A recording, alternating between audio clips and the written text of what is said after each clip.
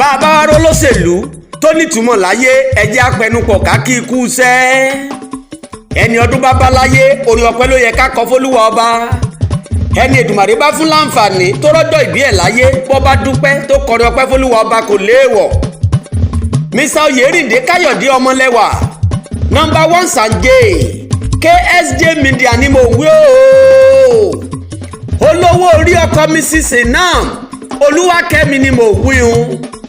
ọmọ Ológbòmọ̀ṣọ́ ajílété ibi wọ́n gbé jọkà tí wọ́n mú kọ́ yangan sí Ògbómọ̀ṣọ́ jógé oró ìgbọ̀ba yín bẹ́ péré sí ńlẹ́pẹ̀ lókè elérin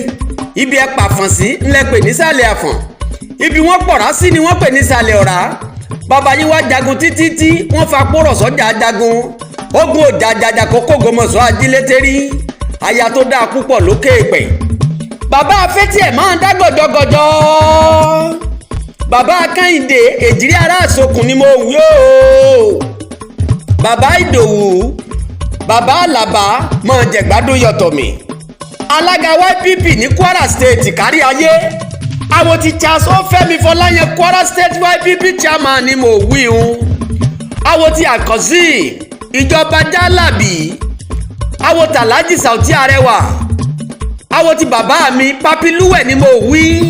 Sunday Ọmọbọ́láńlé mọ̀ ń dá gọ̀jọ̀gọ̀jọ̀ èèyàn tó bá rí ọbọ̀ bá pọ̀ òun rèé èèyàn kò lójú Oyèrìndé Káyọ̀dé ọ̀dà oyáyì púpọ̀ olóṣèlú tí mùsèmùsè ẹ̀ dá músẹ́ ní Kwara State àwọn ọ̀dọ́ wọ́n ṣe ràkàtíà wọ́n lò yáyì wọ́n lò lẹ́gbẹ́ ẹ̀ ń bá sùn lálẹ́ bọ́ bá rí ọláfẹ́ mọ́jú kó ṣe mọ̀ pé lẹ́rẹ́ mọ́ bá òun àjẹpọ̀ òrówó oríire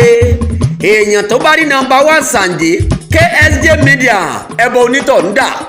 ọmọ ògbúrú gbẹgẹ Jagunlabi tí mówó so bí ẹran ọyáyì púpọ̀ ọmọ anílé méjì má sùn ta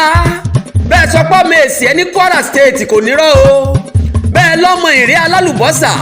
ibi tí wọ́n bí i sí ibẹ̀ ló sì dàgbà sí tá a ti tọ́ gẹ́gẹ́ bí ọmọ ọyáyì púpọ̀ ikú òjijì ò ní pa òní rẹ̀wọ̀n yé lágbára lọ́wọ́ Olúwa kò gbó bí olúgbógbó ti gbó kò gbó bí olúgbógbó ti gbó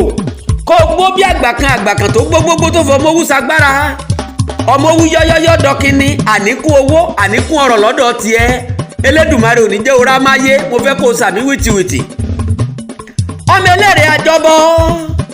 ibi ẹgbẹ́rẹ́sì ni wọ́n gbèlè sí ẹ̀ ọmọ èrè tí kúnlẹ̀ ààrẹ lẹ́jọ́ mọ́ ẹlẹ́jọ́ bàbá yìí ti gbégi àánú òjò Esie tí mo dódò rọ̀ òjò Esie tí mo dódò má sílẹ̀ òjò Esie tí mo dódò má sílẹ̀kẹ̀ ilé tìrì tí mo tọ́lá bí ẹni tó mi ẹja sẹ́nu ẹrú tó mọwọ́ wẹ̀ nílé baba tó bí yín ní bólówó rẹ̀ jẹun èyí tí ò bá mọwọ́ wẹ̀ nígbàwó rẹ̀ dání ọmọ yìí gbiri ka gbiri abógun yìí gbigbigbigbi lájà ọmọ wọn nírè alálùbọ́sà ni mo wí o ọmọ èrè kì í rìn eré ló ń sá ọmọ arólú ta ló sọ pé ẹ lómi ta ló sọ pé ẹ lọ́dẹ̀dẹ̀ ọmọ arẹ́rìn àbàjá ọmọ alálà lọ́jà bí àbàjá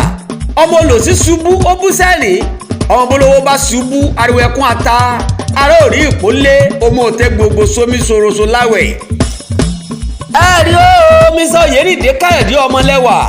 number 1 Sanjay KSJ Media ìwọ tó sọdún yìí wá ṣe tẹ̀mí lágbára lọ́wọ́ Olúwa